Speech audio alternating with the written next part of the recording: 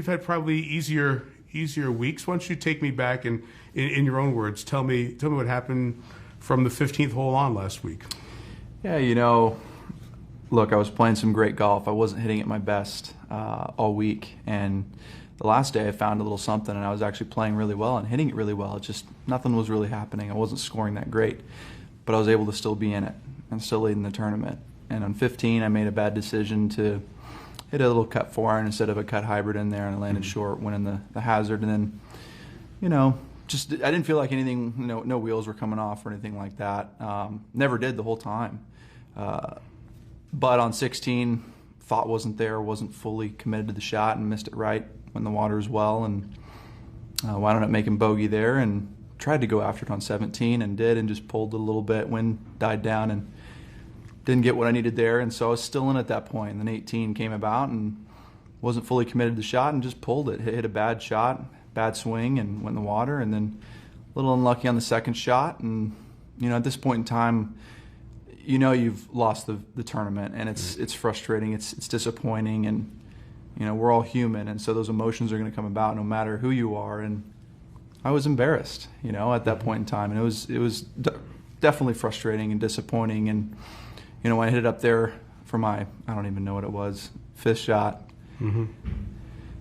got up to the green, took my hat off, and appreciative of the fans and saying thank you. And Richard hits is up there to 20 feet, and it was a great shot under the conditions at hand. And I go up there and I read the putt, hit a great putt down there to 3 feet. And I don't know what it was, if I was just not in the moment, but being 3 feet away and him having a putt for the win, I should have finished out, and just blanked on that for some reason. And Rich, I think, also forgot about that too, because he's played in so many tournaments and hasn't won on the European Tour. Is around 280th start, 87th start, something like that. And so I don't know if something just didn't add up there. And he makes the putt, and then I got to finish out. And it was a weird situation. Then I missed my putt, and at that point when I missed the putt, I was completely embarrassed and everything that happened. And I know winning. I know what it takes to win. I've made putts like that before, and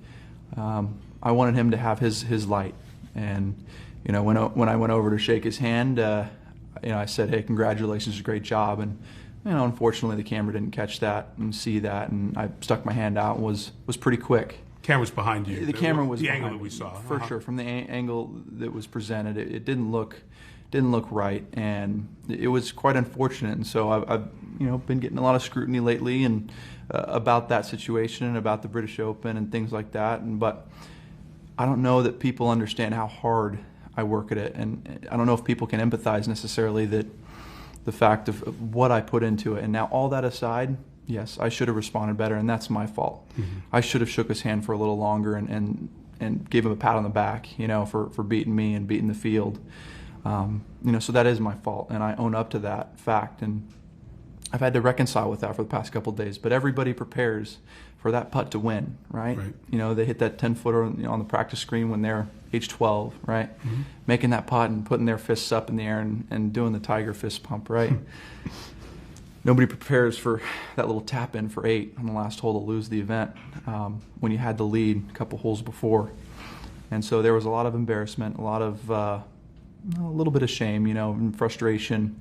And I wasn't ready for that situation. I'm 24, I'm human. I make mistakes, and I think at that point in time, I should have sat back and collected myself a little bit better and shook his hand for a little longer and congratulated him a little bit more.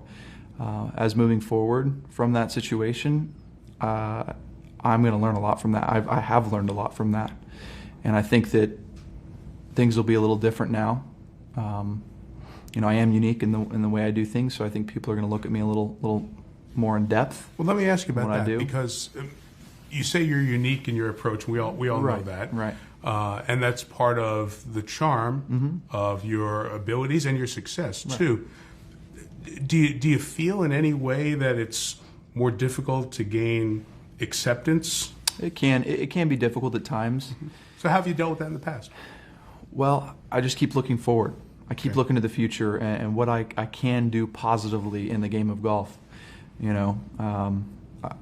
Look, I love helping kids out. I love helping kids get better in the game of golf. I'm always back at the Mike Shy's tent in California, helping kids, because that's what I love to do. And people, I don't know if people necessarily realize that. They don't see all that. I don't post this stuff on Instagram. I don't post this stuff on Snapchat all the time, really, because this is a day and age where we have instant gratification, and seeing somebody else do something in a way can be very good. And I think I should start doing more of that, but I just haven't in past times. And I think what I'm trying to get from that is that people don't truly know me unless you sit down and have lunch with me, right? And I think that's with anybody out here on tours. Unless you go and sit down with somebody and really get to see who they are truly and on a personal level, you'll see something different, out of each and every one of these people out here.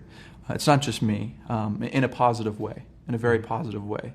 So, when people are judging me, I understand. There's going to be people that are not going to like what I do.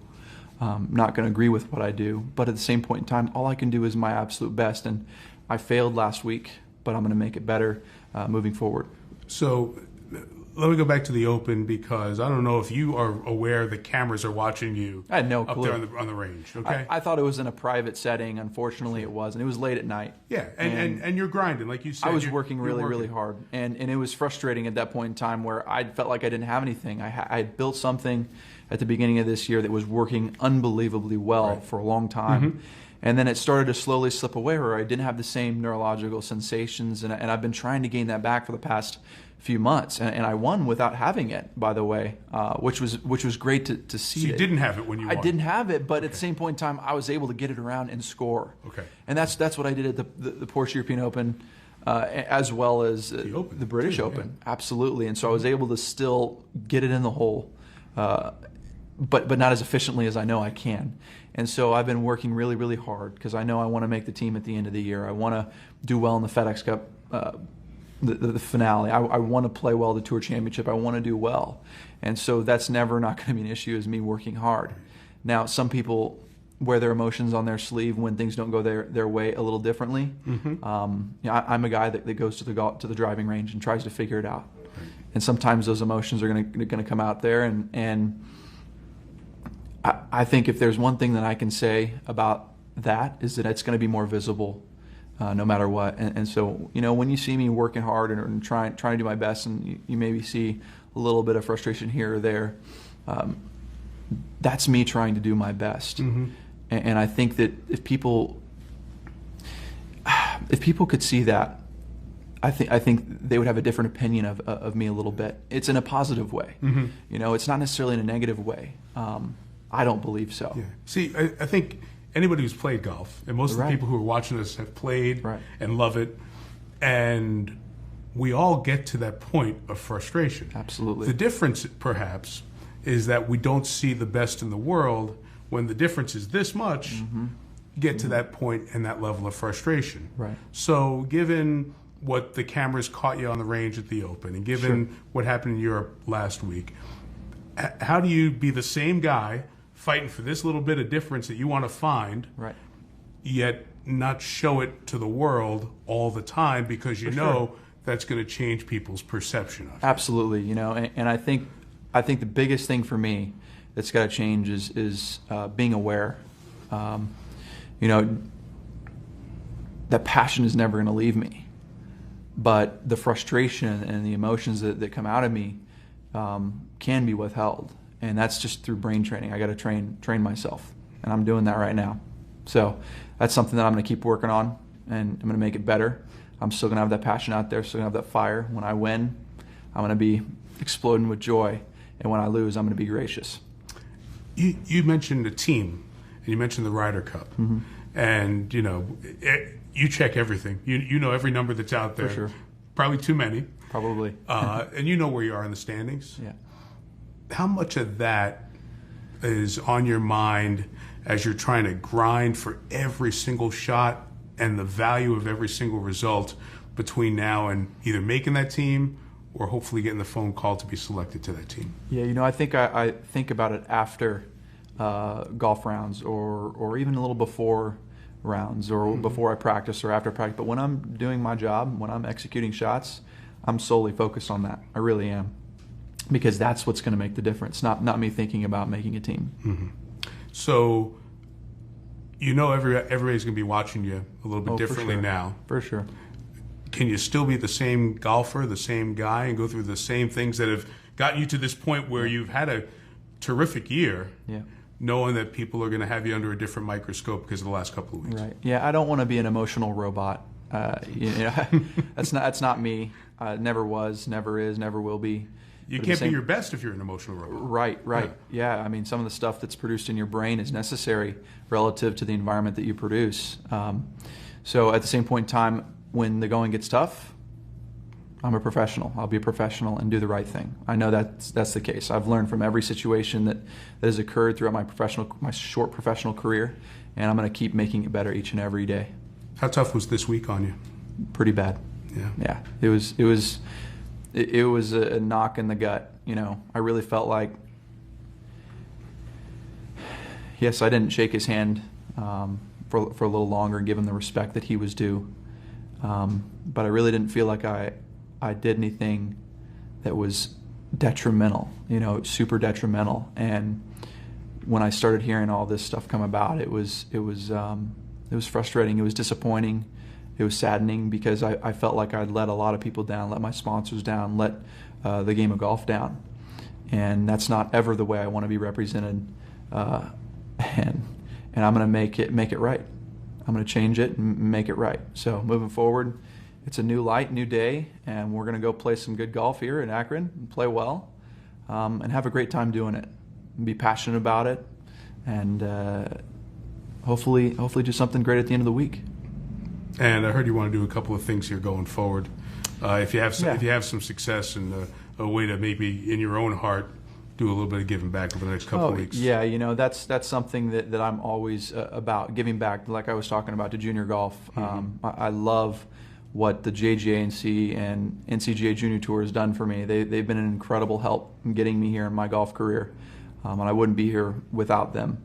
And so I'm going to be donating some stuff, some money back to the JGA&C and NCGA Junior Tour, as well as the Porsche European Open, the sponsors that were there as well. So they've been nice enough to take care of me over there, and I feel it's the right thing to do, especially after with what happened last week. I don't ever want that to happen. That's not the type of person I am, nor will ever be.